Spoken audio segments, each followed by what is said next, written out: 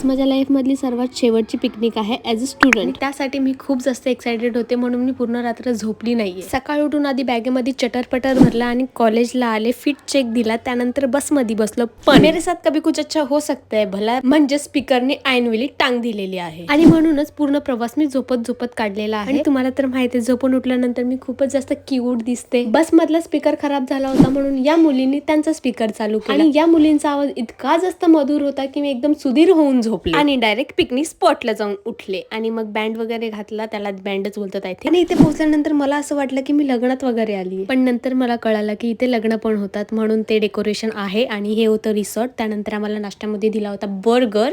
नाश्त्यामध्ये कोण बर्गर देतं यार. आणि त्यानंतर लाईफ मध्ये पहिल्यांदा मी इतके डिफिकल्ट स्टंट केलेत, म्हणजे मला असं वाटत होतं मी खतरो के खिलाडी मध्ये आली आहे. एवढे स्टंट करून मी तर थक गई, म्हणून मी आधी आले पेट पूजा करायला. आणि त्यानंतर बदका गत चालत चालत मी पोहोचले स्विमिंग पूल